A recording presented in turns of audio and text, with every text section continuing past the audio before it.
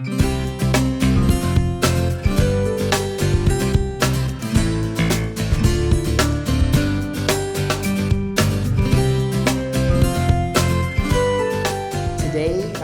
Jim Solon is going to lead the event, and so here's Jim, a member of the program committee.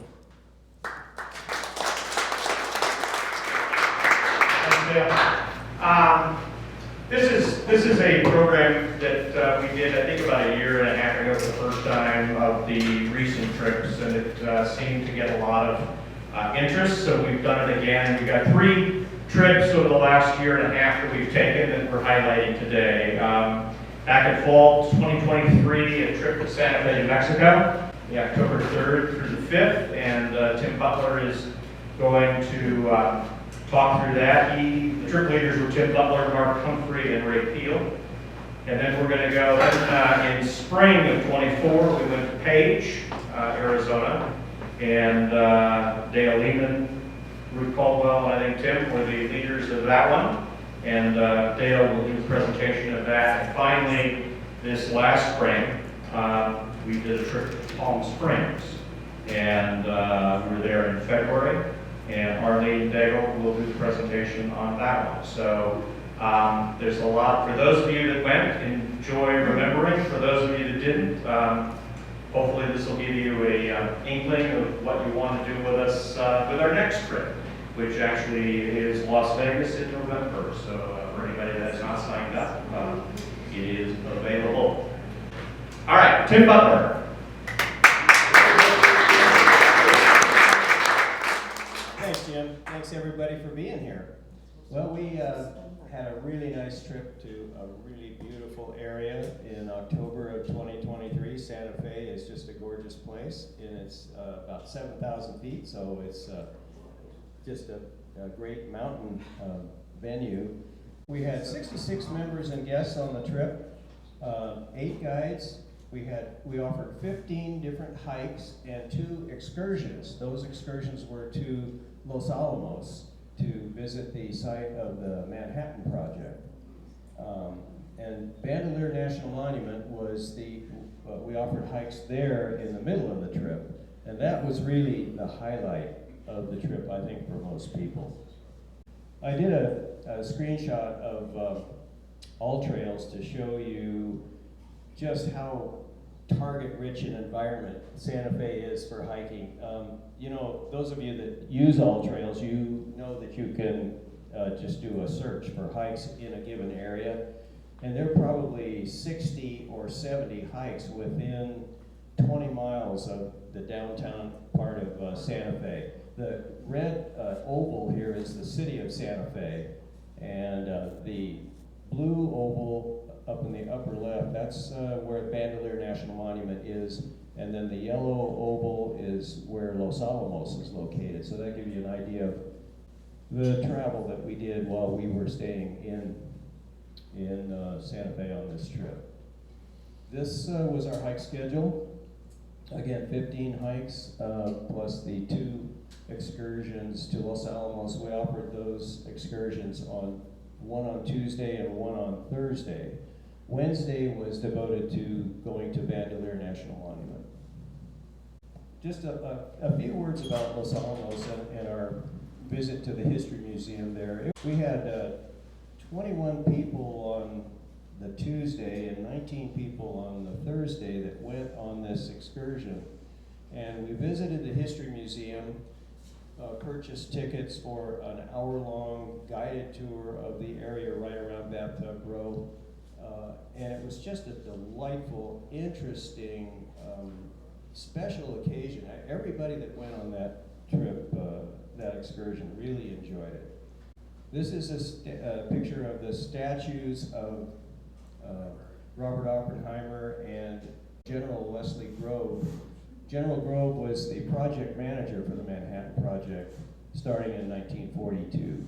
And of course, Robert Oppenheimer was the lead scientist for the scientists that convened in Los Alamos to work on the building of the atomic bomb. During our little history tour there, we learned quite a bit about the past of Los Alamos, before it became became famous for the Manhattan Project. It actually has quite a long history, and it was a very interesting. Our guide was just a really great guy, had a great sense of humor, and we visited some of the recreations of what things looked like back around the turn of the century. This is the Romero cabin.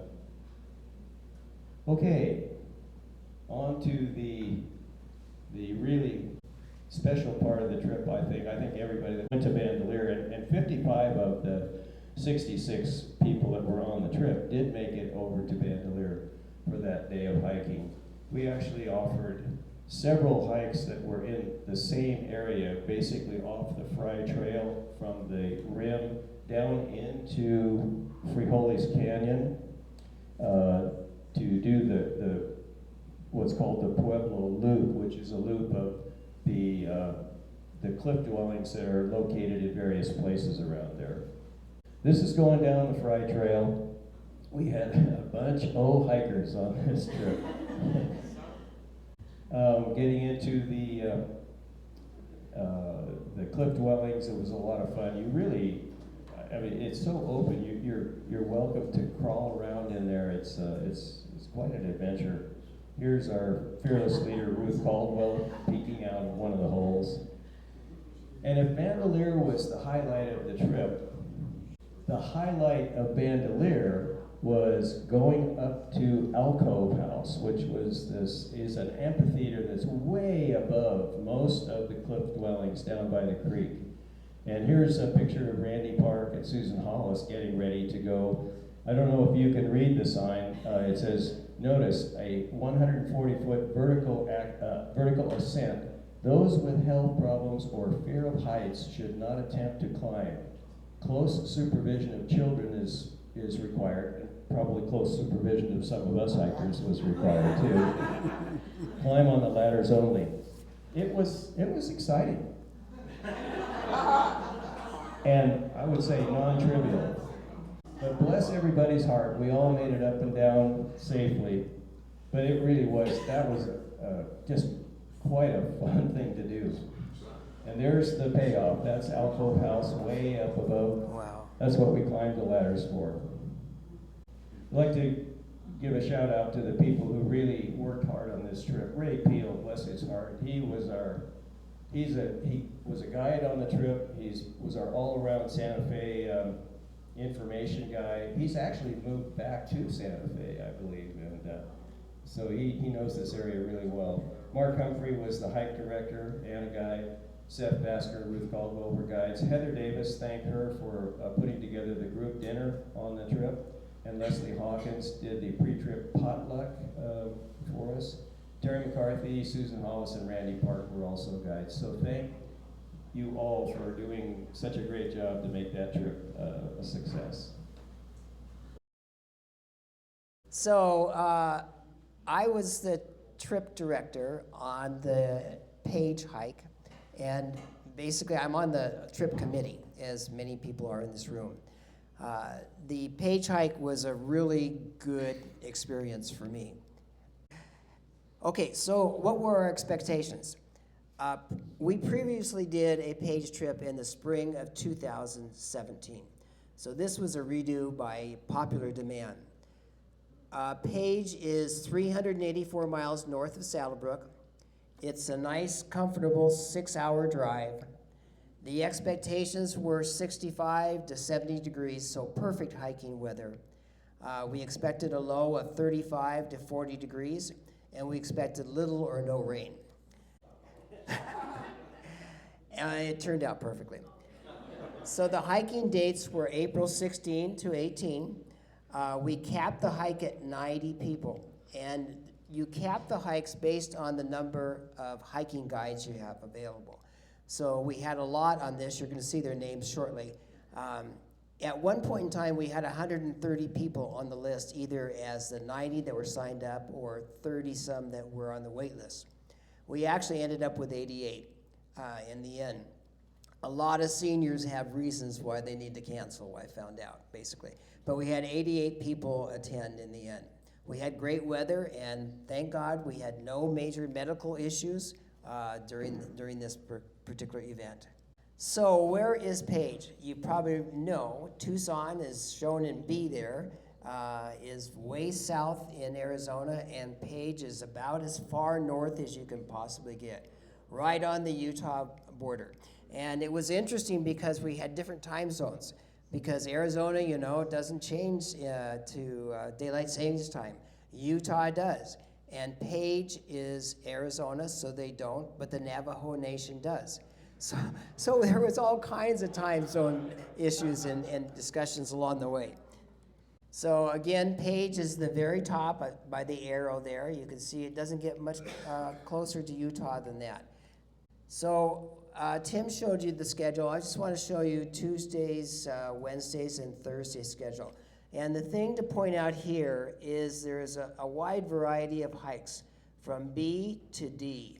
And B, of course, is quite an aggressive hike, and C is the most common hiking distances and so forth, and D is more like a nice casual, not too bad a walk. Notice the elevation gain. So the elevation gain on all our hikes in this area was very minimal, some as low as 250 feet. Ruth Caldwell was the chief hiking guide on this particular trip. And she and her team wrote up hiking descriptions for every one of the hikes that you're going to see here. And it's a lot of work, and that's definitely the most work of anybody on the trip committee is the person that's doing the hiking guide stuff and all the write-ups. I don't expect you to read this. I just want to show you there's detail behind all this. Wednesday, we had a large number of hikes. You see B, C asterisk. The asterisk means there's rocks or a little bit more difficult than an average C hike. And then we had 3D hikes on Wednesday. And Thursday, we had a good assortment of hikes too. The hardest hikes we had on this trip were B hikes. And I know there's some people in this room would have wanted A hikes, but it would not have been me. So we're nothing without the hiking guides. I mean, we are a hiking club. And we had, in this case, I think it was 14 hiking guides. Ruth Caldwell, again, was the guide leader of all of them. And she had to make sure that the guides understood where they were going to go and do the hiking descriptions. It's a big, big job. So Mr. Tim Butler, who preceded me up here at this podium, really knew this area well. And he did a really good job of letting all the people on the trip know what you could do in the area.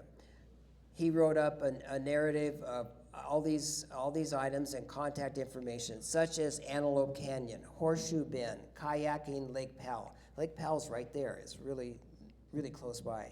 Calm water rafting, half-day boat tour to Rainbow Bridge, scenic tour of Alstrom Point, a visit to Best Friends Animal Sanctuary at Kanab, guided tour of the White Pocket. So it was really helpful for Tim to do this, and I took advantage of it, and I think a lot of people did while they were up in Page. We had a group dinner, and it was special. It was at the Red Heritage Native American Dinner Show. It was this is Navajo country, and it was a Navajo dinner. Fry bread, you know what that means. You don't want to have your cholesterol taken the next day, but it sure was good. It sure was good. And we had the majority of people attended of the 88, I think the vast majority attended, and it worked out really, really well. Heather Davis coordinated that. Okay, here we are. This is Dave and Pam Corrigan. We're in a slot canyon. Dave was the leader on this particular excursion or hike. You're going to see a lot of pictures here of really beautiful slot canyons, and this is one of them. This is Terry and his wife Sharon. Terry is our chief hiking guide now. I don't think he's here today, but that's what hiking guides do: is they sit down and rest and eat and spend time with your wife. You can see that the weather is really nice, really nice. This is some hikers that often go on these hikes, Ed and Judy, in another slot canyon. This is called Edemeyer's Secret. You can see the terrain there is just really interesting. Not too steep, just interesting. This is called the Nautilus. We had a good number of people there.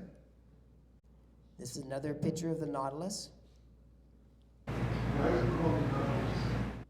I wasn't on that hike. It's called that because it resembles Alamos. You have to be there to see. And Tim has been there. So this is another picture in the slot canyon there. And there's our former president, Mr. Ken Wong, in the back there, I see. He's in a lot of these pictures.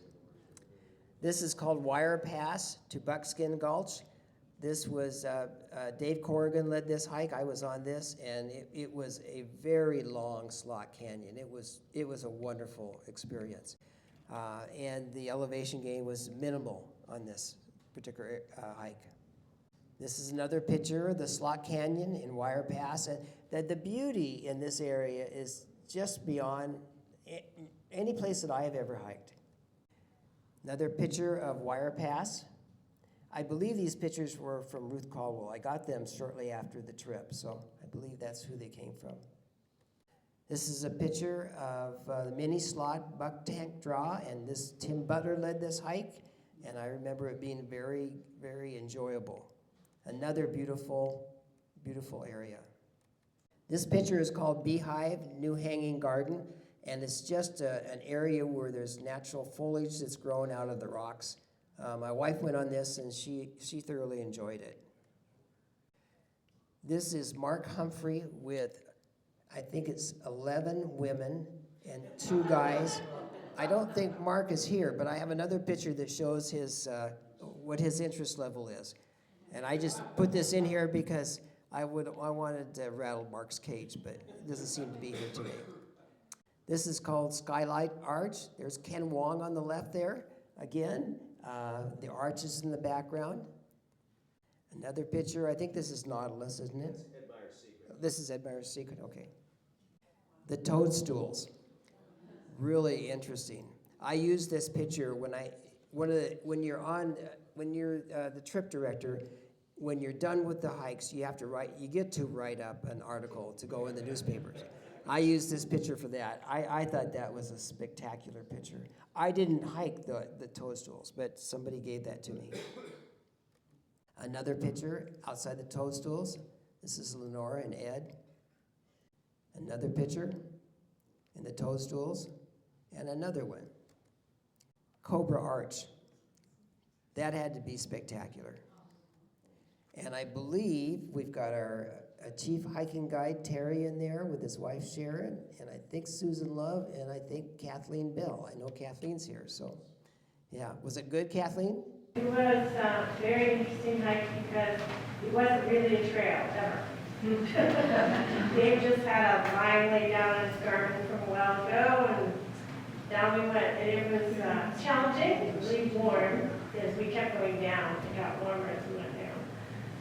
And we hiked on Tuesday. The road in was also very challenging, and we made a decision nobody was going Wednesday or Thursday. Well, you did it. It was great. Okay, in the area, Tim Butler, as I mentioned, knows this area really well. And he wrote up the following, or I plagiarized this from a document he gave me.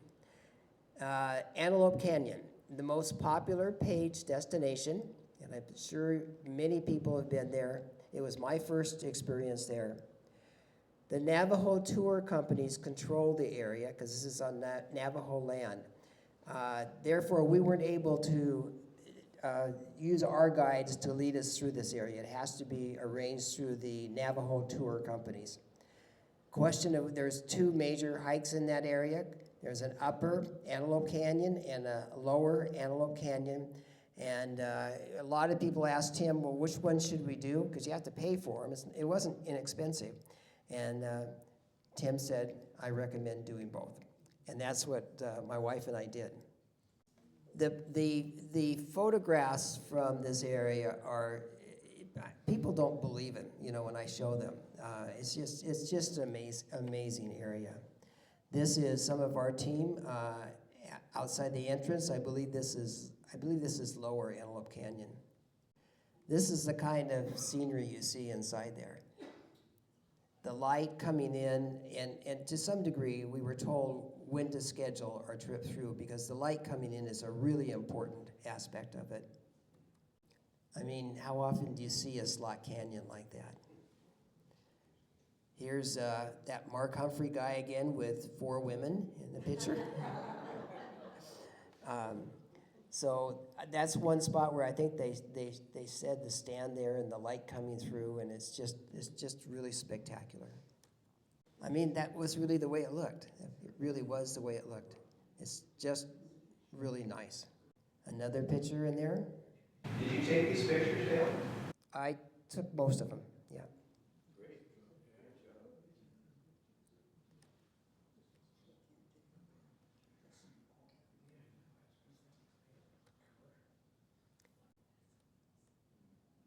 When you have scenery like that, taking the picture, it makes it, it's pretty easy to take the picture. I mean, it was just awesome. Here is Ruth Caldwell with her husband Terry, and Ruth Caldwell was the one that planned all the hikes, and I don't think she's here, but she did a really good job. Here's Jeff Love and Sue Love coming out of the canyon, and this is really, you come out, and it's just an unusual experience from being down deep in the canyon, and you come out, it's just like that. So one other aspect of the area is the wave, and there's a lottery to hike the wave. And we all, Tim Butler again told us how to do it. We all tried, we sent our money in, we all tried to get to win the lottery to be able to hike the wave, but unfortunately no one on our trip was able to be selected. So we have next year, we'll have to try it again. There you go. So that was Paige. It was a good trip. Hi everyone, I'm Arlene Daigle, and I was the trip leader for Palm Springs. And here is a picture of the palms in Palm Canyon. When I told a friend that we were going to go to Palm Springs hiking, she kind of looked at me strange and said, "Are you hiking or are you shopping?" And it turns out you can do both, along with some really fine dining, high-end resorts, a Thursday night festival, and hiking. During February, the temperatures in Palm Springs are generally, at nighttime, 40s, and in the daytime, up to the high 60s, low 70s. We had the 90s in Palm Springs, which was very unusual. But people adapted. People adapted. Here is our guide, Tom Stafford, who took people up on a tram.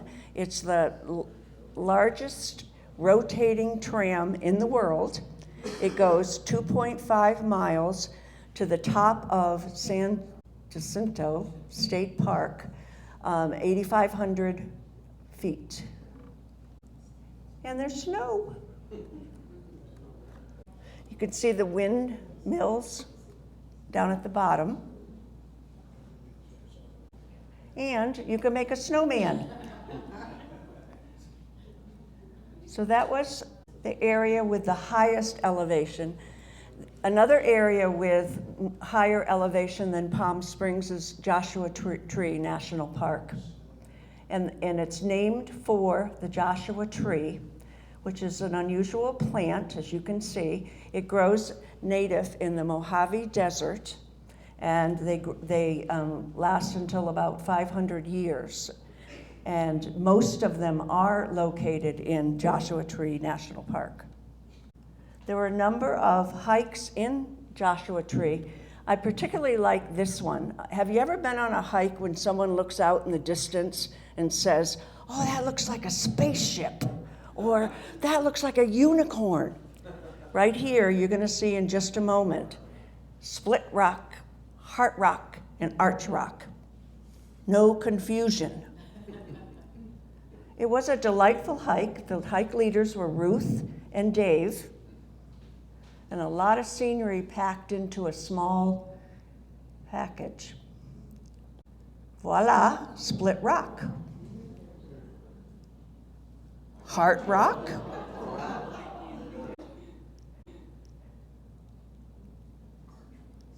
arch rock. See what I mean? All right, and another hike in that area was a combo sampler hike led by Jim Solin, who was also the chief guide for this. He went to this area. This used to be a regular tombstone. It was vandalized, and so they put this up in its place, and it marks where there was a gunfight and a man was killed, and it was fighting over mining rights. And he went to San Quentin for 9 years. There's our president, Dale, and wife Ruth. Another hike led in the park was the Desert Queen Mine and Eagle Cliff Border House. There are, in Joshua Tree National Park, there are 300 abandoned mines that are all sealed, and to protect people and also to protect the bat colonies that live in the mines. All right, this house right here is a miner's house, and it's a very good example of what the houses were that were built back in the hills. The walls on this house are rock. All right, Lost Palm Oasis was led by Jim Thompson. It was a back and forth 7 miles, and at a lower elevation, so there were no Joshua trees in this area. That's Jim Thompson's sister, and I think it's Randy and Susan. And you can see the palms down at the bottom. All right, Painted Canyon, Lost Canyon. Do we have anyone here who went on that hike? Oh, okay, all right. Question for the people who went on the hike. Did you find it exhilarating, exciting, scary? How would you describe it? Or how did your people describe it, Randy? I found it interesting. Some people thought the ladders were a little scary. I suppose it depends on what your sense of balance is. You know? And there were a couple places where it was a little precarious stepping, particularly if your balance wasn't so great. But you didn't lose anybody. It was scary.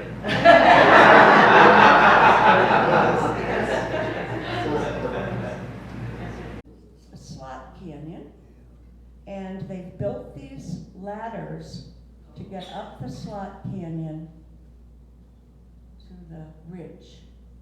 And you can see how skinny it is and the metal ladders.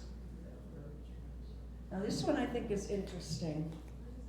Like where the person gets off, Yeah. it's not very flat. That has to be very challenging.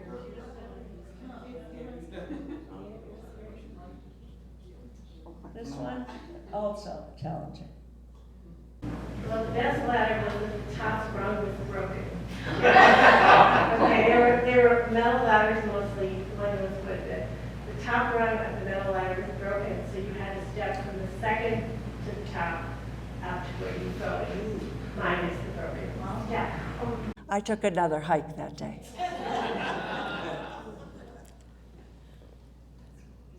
Beautiful colors. Can someone tell me who this individual is? No? I don't know either. Okay, another area that we hiked was actually a part of the city of Palm Springs, and it is called Indian Canyon. It is the ancestral home of the Agua Caliente band of Cahuilla Indians. And with an abundant water supply, the plants, the animals, and the Indians thrived in this area. A group led by Ruth. And you can see the palm trees and the stream. Okay, Palm Canyon was led on 2 separate days by Catherine and Dave Sorensen.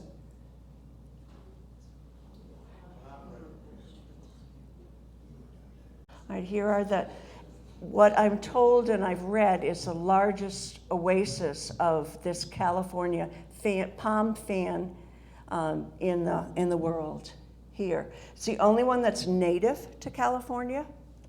That goes on for a mile plus through the canyon. It's spectacular.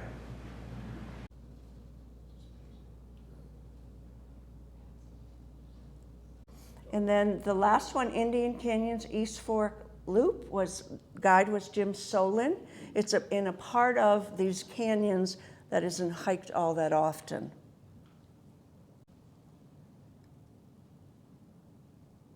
Nice picture. See, there are no ladders on that. Also not really the trail. And the piece de resistance is this. Pretty cool, huh? And I don't know if there is an endangered species of bighorn sheep, and I'm not sure if that's one or not. You can see her babies to the left too. She had 3 babies with her. Oh, that's very cool. So that's the end of this trip. The next one, like someone else said, is in Las Vegas in the fall. And then a year from now, we're going to do Prescott, which we've never done. And a bunch of us are going up there at various times to pre-hike the hikes. And it should be a lot of fun. Thank you.